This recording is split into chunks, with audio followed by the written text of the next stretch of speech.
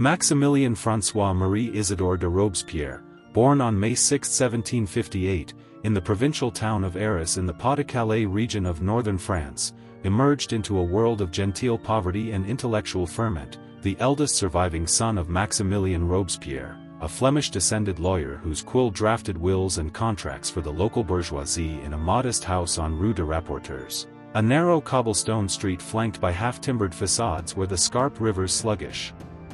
flow carried the scent of tanneries and the distant clamor of Arras's belfry bells tolling the hours for wool weavers and lace makers.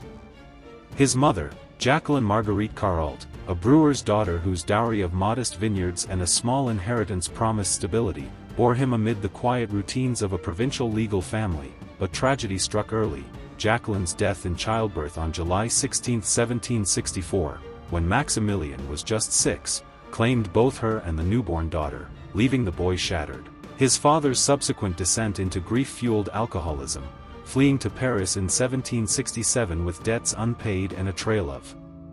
creditors' writs, abandoning the children to the care of maternal uncles and aunts, the Carraults and Duplays, whose bourgeois hearths in Arras provided a patchwork of affection laced with discipline.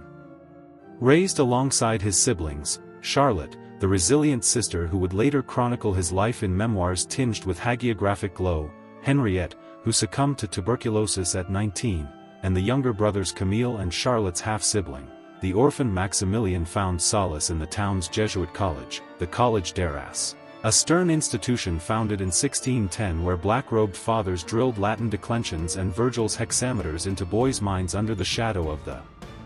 cathedral's Gothic spires, his precocious intellect blooming amid the rote recitations of Cicero's orations on justice and the ethical treatises of Jean-Jacques Rousseau, whose social contract would later ignite his revolutionary fire. By 11, his scholastic brilliance earned a scholarship to the Collège Louis-le-Grand in Paris in 1769, a prestigious Jesuit academy on the Rue Saint-Jacques where the air hummed with the scratch of quills on vellum and the debates of budding philosophes, Maximilien lodging in the Pension Valiant amid the Latin Quarter's booksellers and coffeehouses, his days a rigorous forge of rhetoric and philosophy under the tutelage of the Abbé Proyart, whose sermons on virtue echoed the young students' own budding moral absolutism. His evenings spent poring over Montesquieu's Spirit of the Laws by tallow candlelight that dripped wax onto dog-eared pages. Admitted to the bar in 1781 at 23 after a stellar law degree from the University of Paris, his thesis on the rights of the accused a harbinger of his later advocacy for the oppressed, Robespierre returned to Arras a rising star, his powdered wig framing a face of aquiline severity with piercing blue eyes that seemed to dissect souls. Establishing a practice in the Palais de Justice where he defended widows and paupers pro bono, his eloquence swaying juries in cases like the 1783 acquittal of a priest accused of sedition, his arguments laced with Rousseauian appeals to natural law that resonated in the salons of the local nobility. Elected to the Academy of Arras in 1783, he penned essays on political reform, denouncing hereditary nobility as a crime against nature, in a 1784 pamphlet that circulated in handwritten copies among the town's intellectuals, while courting the daughter of the Procureur General, Françoise Duplay, whose rejection stung but deepened his ascetic resolve. Channeling unrequited passion into celibate devotion to the public good, his modest apartments on Rue de la Tête de Boeuf echoing with the scratch of his pen on revolutionary tracts that decried the Ancien Regime's feudal chains. The Estates General's convocation in 1789 thrust him onto the national stage, as a Third Estate deputy from Arras, elected on April 26 amid the cheers of 300 electors in the town's Hôtel de Ville. Robespierre arrived in Versailles on May 5, his threadbare coat a badge of provincial virtue amid the powdered periwigs of the nobility. Lodging in the modest Hôtel de Colonies where he penned fiery speeches in the tennis court oaths afterglow, his June 21 oration demanding the Third Estate's transformation into a National Assembly, a clarion that echoed through the rain-lashed gardens. The Bastille's fall on July 14 electrified him, Robespierre joining the Jacobin Club in August, a Jacobin friar's former convent on Rue Saint-Honoré whose vaulted cells hosted 1,000 deputies debating by candlelight, where his oratory, clear and incisive as a scalpel, earned him the moniker, the Incorruptible. His pamphlets like the 1790 Adresse aux Provençaux sur les Juifs, a defense of minority rights that blended Enlightenment universalism with Republican fervor, his vegetarian austerity. Eschewing meat as carnage, and powdered hair tied in a simple queue, a stark contrast to the Mirabeau's corpulent indulgences. The Revolution's radical tide carried Robespierre upward. Elected to the National Convention in September 1792 from Paris's 3rd arrondissement, his 444-vote plurality a testament to his Montagnard zeal, he thundered against the Girondins' moderation in the Convention's rain-swept Tuileries gardens, his December 2nd speech demanding Louis XVI trial as a tyrant, a spark that ignited the king's scaffold on January 21, 1793, the Place de la Révolution's guillotine blade falling with a whisper on the Bourbon's neck amid 20,000's roar, Robespierre's presence on the scaffold's platform a silent endorsement of regicide's logic. The Girondin purge followed in June, his June 2nd oration accusing the departmental deputies of Federalist treason. They are the enemies of the people.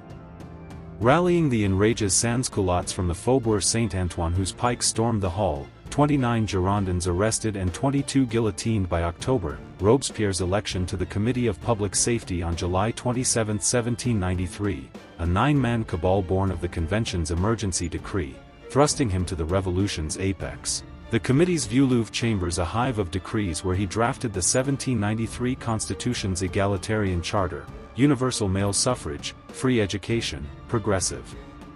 taxation, a utopian blueprint suspended amid war's exigencies.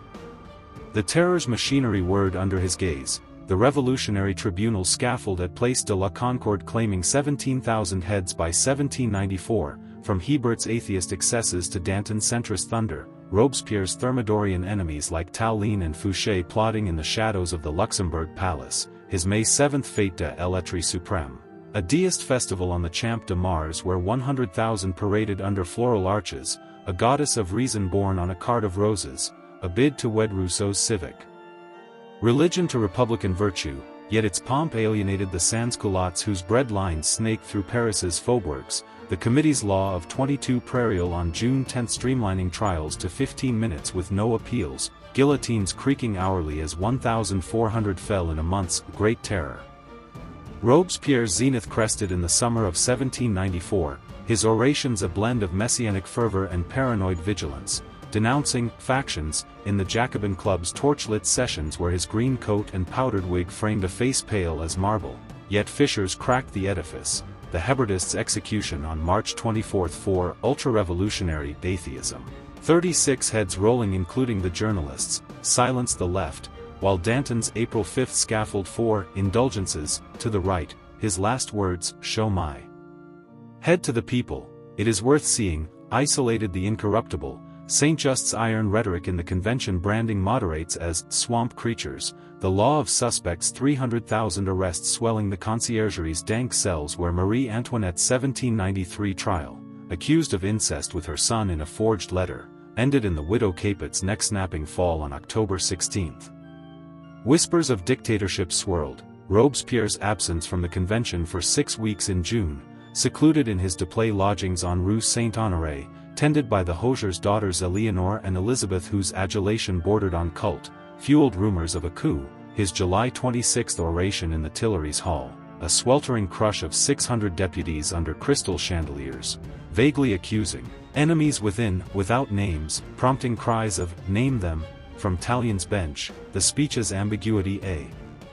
spark to the Thermidorian reaction.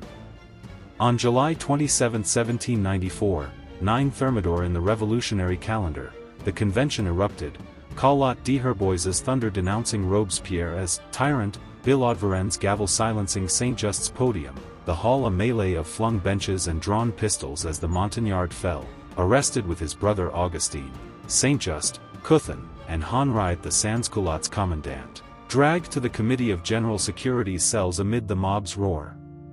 The night unfurled in chaos, a failed rescue by 2,000 National Guards under Henriette's tricolor cockade clashing with gendarmes at the Hôtel de Ville where Robespierre, shot in the jaw, perhaps by grenadier murder or self-inflicted, scrawled defiance on a scrap of paper, his Deplay hosts arrested as accomplices. The Thermidorians' guillotine decree passed at dawn on July 28. The 4 led to the scaffold on the Place de la Révolution in tumbrils splashed with the previous day's blood, Robespierre's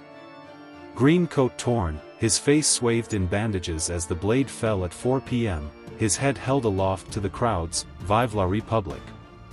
A roar that drowned the executioner's cry, his body dumped in an unmarked grave at Irança cemetery, later exhumed in 1815 for reburial in the Pantheon's ossuary under Napoleon's decree, ironic honor for the man who had guillotined its founders.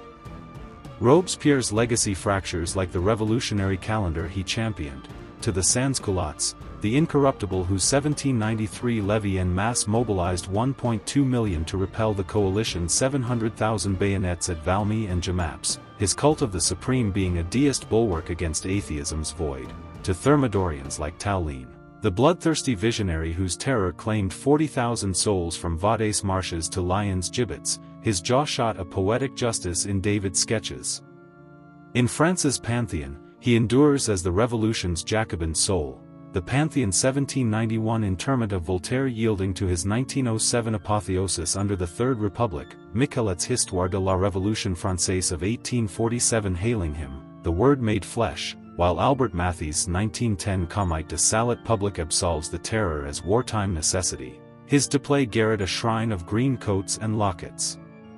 Abroad, Carlyle's 1837 French Revolution thunders him, "Sea green incorruptible," a Puritan prophet amid the Jacobins' flood, while Shelley's 1819 Prometheus Unbound echoes his scaffold in The Tyrant's Fall, and in modern verse, Hilary Mantle's 2009 Wolf Hall nods to his guillotine's echo in Cromwell's block.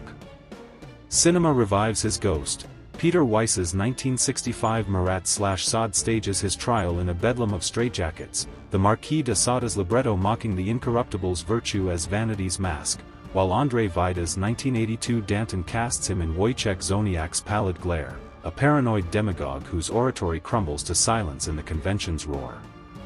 In Arras's soil, his birthplace on Rue de Robespierre, a plaque-veiled house of yellow plaster, whispers of the boy who penned juvenile odes to liberty, the college Louis Legrand's courtyard where he debated under linden trees a forge for the Tribune's thunder, while the Pantheon's crypt, his niche amid Rousseau's shadow, holds a lock of his powdered hair, a relic of the man who dreamed republics in the guillotine's shade.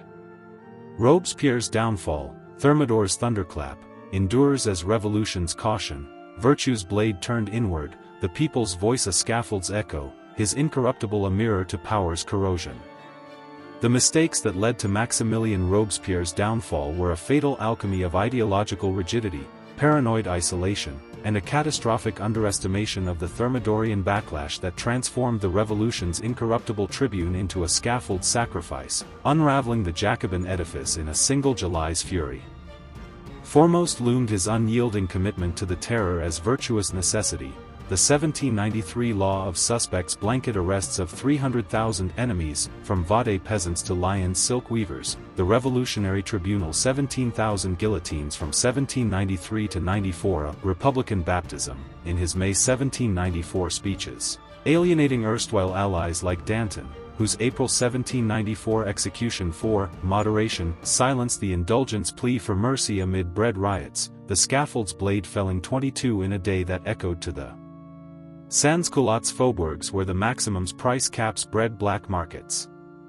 Compounding this, his cult of the supreme being, the June 8, 1794, Champ de Mars festival with 100,000 marching under floral arches and a papier-mâché goddess atop a mountain of sod, his own green coat leading the procession, while a deist riposte to Hébert's atheism, smacked of personal dictatorship to the Hebertists' 36 heads rolled on March 24, provoking the enraged scorn as Robespierre's harlot, for the cult's pomp, his absence from the convention for 6 weeks in June, secluded in the Duplay's Rue Saint-Honoré garret, tended by Eleanor's adoring gaze, fostering rumors of a coup d'état that Tallien's enraged faction seized in the July 26 oration's ambiguity, his vague factions, thunder without names a spark to Billaud-Varennes' retort. Politically, his purge of the Girondins in June 1793, 29 arrested and 22 guillotined after the enraged June 2 Tuileries riot, eradicated Federalist rivals but radicalized the plain's 400 moderates who joined the mountain's left in Thermidor's noose, Fouché's Lion massacres, 1,800 shot in the Brados meadows, earning Robespierre's rebuke yet sowing vengeance in the dechristianizer's breast. Personally, his ascetic isolation, vegetarian repasts of milk and fruits eschewing the déplaise venison, his powdered wig a relic of Arras modesty amid the convention sans culotte bonnets, bred envy among the mountains wolves like Collot de Herbois, whose theatre director bombast masked a grudge from the Hebrides trials. His July 27 arrest a melee where Henriette's 2,000 National Guards clashed with gendarmes at the Hôtel de Ville, Robespierre's jaw shot, by Grenadier Murda's pistol or self-inflicted despair, a poetic wound that silenced his oratory forever. At core, Robespierre mistook virtue's scalpel for revolution's forge, terror's logic for unifying bomb, prophetic isolation for incorruptible strength, turning the Tuileries thunder into Thermidor's guillotine, his supreme being a phantom god before the people's blade.